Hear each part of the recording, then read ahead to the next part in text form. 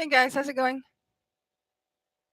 Looks like everything's freezing up today here. I hope you guys are having had a really great week. Um, it's been a nice one here for me. This camera needs to be going higher up. Give me a second.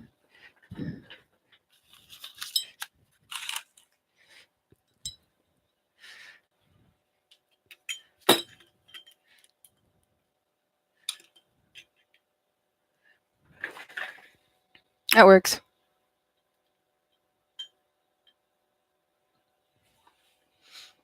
You get to check out my crap. Anyway, no, yeah.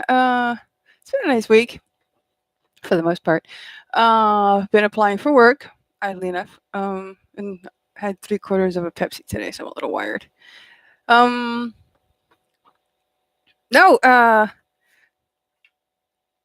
Anyway, yeah, I was mentioning on the webpage before that I didn't take a heat gun to my makeup, and so it kind of made me break out, and I was able to clear that up with some Kirk's Castile soap as well as some a little bit of lidocaine, so it cleared up nicely. See, it's a little poofy, but you know what? I don't give a crap right now. I've been thinking about the hiring process first of all. I don't understand if you yeah, if you have people who are sitting there reporting that they have a bug, and let's say they're bugged, let's say they're saying they're bugged, and I know it's kind of embarrassing, it's kind of weird, whatnot. You can give that person a strange look or whatnot, but it's still corporate espionage, depending on what kind of position the employee holds in your company. It's not a mental illness; it's somebody trying to infiltrate your company, or infiltrate that employee, or even replace that employee in order to get into your company. Doesn't make that employee a liability. It makes you a liability for not treating it for what it is, and instead just taking the peer pressure of people around you telling you to get rid of that person, which replaces them more than likely with the person who was trying to infiltrate your company, or a member of the group of the individuals that was trying to infiltrate your company to start with in order to sabotage it and hurt you and your family, whatever it is they were trying to achieve, which makes you as a corporate owner an idiot. If somebody reports somebody being assaulted for looking for employment, it's the same deal. If they've talked to the cops and the cops, say they work for that person, the cops or whatnot, it's something that society needs to deal with. It's not something you ignore. It's embarrassing to deal with something like that. You make it public. Make a public knowledge that this individual is at large, which is why we have news reporters and we have all of these news information, the huge information matrix that exists on the internet is to deal with people like that. It's not to sit there and keep it hushed at all. It's for the exact opposite. Like right now, there's somebody modulating the fans on my freaking computer to make them talk and scream. Make it sound like they're talking and screaming. They're literally modulating the fans on my PC right now and interfacing with my crap. If somebody reports like a building bomber, it's the same deal. It's not embarrassment. It's somebody actually trying to make sure that you're safe and they're safe too. Within the same scope. Especially if you're hanging out with a person, they have the big old balls to go ahead and report something like that instead of keeping it quiet and risking your life as an employer or an employee for that matter. If you want to sit there and get blown up, hey, go ahead, knock yourself out, tell that person to shut the fuck up. Does reporting this kind of thing endanger an employer? Well, here's the dealio. A lot of times when you've got somebody who's got sabotage or murder in mind for any sort of company, one of the things they do is they either hang out on your electrical network, your communications network, or in your parking lot.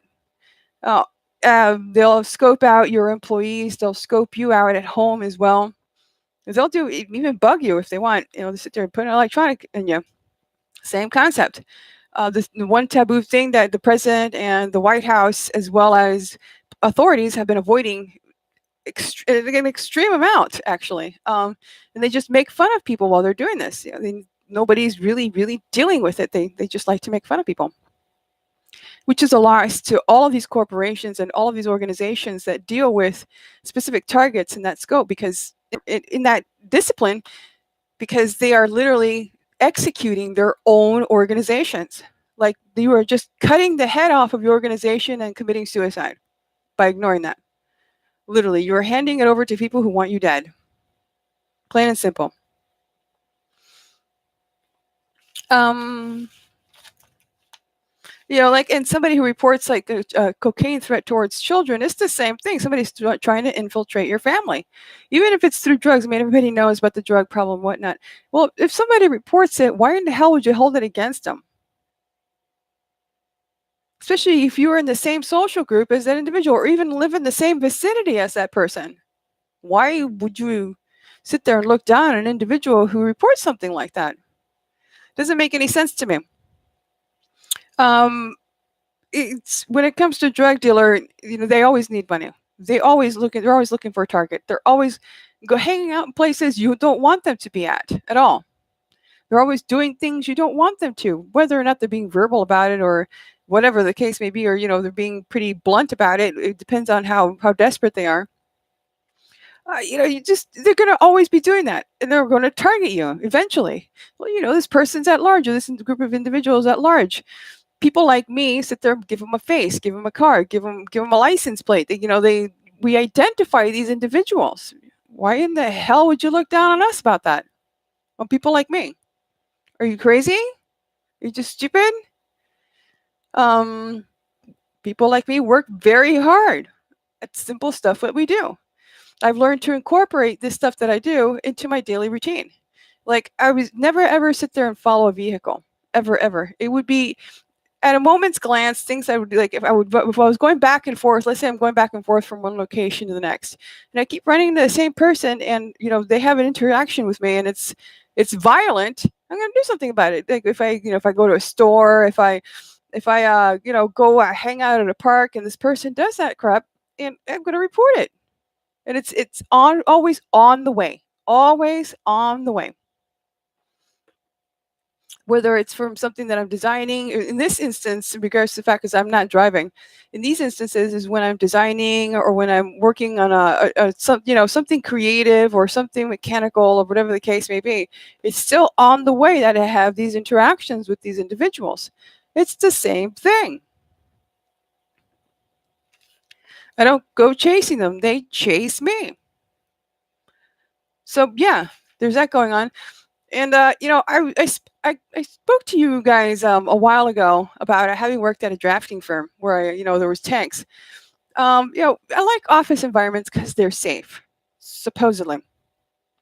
You're in a group of people. You kind of keep an eye on each other. It's not something you really think about. It's just something that goes on. You kind of there amongst these people. If somebody gets hurt, you're around. There's somebody around. It's not something you're like waiting for something to go down in order to make yourself seem important, or getting ready to plan something in order to make yourself seem important. It's just the way it happens in an office environment. You're kind of there for each other. It's as employees. I was working for a really large drafting firm, and it was kind of nice, be hanging out with people who were like studying ANSI standards and whatnot. And schematics were all over the place. They were just everywhere. These were small sections of a larger object that none of us were aware of that we were working on. And a lot of times we end up in situations where we are not aware of what's going on until it's too late, or until it's a time frame when you realize that the conversations that were going on around you weren't exactly about what you thought they were. Like in my case, at the end of my gig, I found there, I was sitting there walking away from my building. This was like pretty much the last day that I'm contracted by this organization. There was a tank rolling around in the parking lot. Now, I have no idea how many people were killed by those people, but I was safe in my firm, kind of, sort of, although they had all of my personal information. I have no idea how many people were hurt or killed with the machines that I was a part of working on, contracted by just a standard Orlando contracting agency, staffing agency. I have no idea. I get to live with that. It's just something that happens.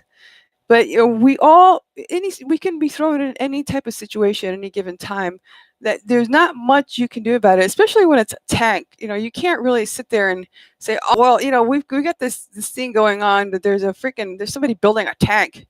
A lot of times when you get contracted into an organization that way, there's actually a 5-year clause, which is you cannot speak to somebody about what occurred within that organization at all for 5 years. Most of them have that kind of contractual clause. So I was boned anyway.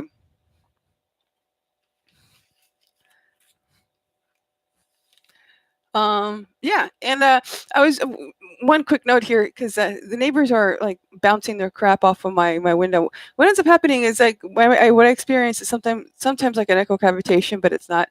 Could be a 60 hertz cone. I have no idea. Anybody who knows anything about communications knows what the hell I'm referring to. And of course, sometimes when I yawn, I hear music, so it's connected. Something's pulling in my nervous system. So yeah, I'm totally bugged. Beyond that, what the hell was I saying? Oh yeah, we're all kind of upset about Stan's death. That's gonna sit there and make this freaking last movie that he made into his last hurrah because he's dead. Or you're not gonna continue it because the dude's dead. I'm keeping wondering whether or not he had actually created a second movie. I'm just curious as to whether or not he had come up with a concept for that because nobody's doing jack squat and kind of miffed. Oh, miffed. Maybe I'm a groupie. Anyway, oh yeah, there's that. And what else? I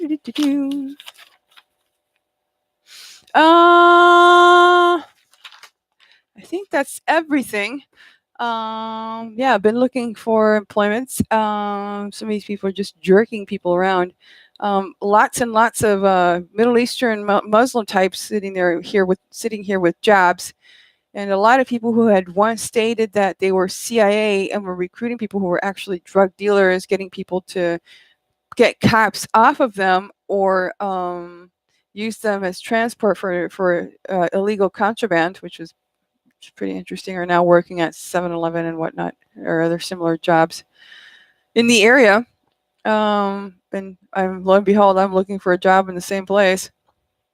It happens.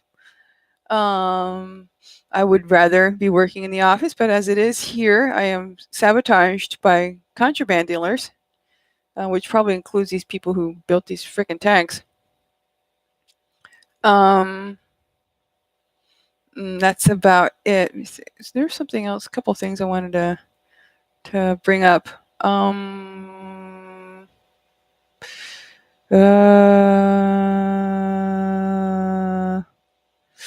Yeah, no, that's it. That's pretty much it. Anyway, yeah, I'm gonna go ahead and get some reading done and get some work done today, and you guys should do the same. Be good to each other. Have a great night with your significant other because you guys need each other. I like to think of it as every night is the last night. Like the tomorrow, there may be no tomorrow, so enjoy your night. Thoroughly enjoy your night as if there is no tomorrow, and you might have a really, really great night. There's a romantic notion of that you're going to die tomorrow or something, because you never know. You just might. I don't suggest jumping off a bridge because you think you're going to die tomorrow either. Don't do that. Yeah. Have a wonderful day. Have a wonderful night, rather. Peace and love.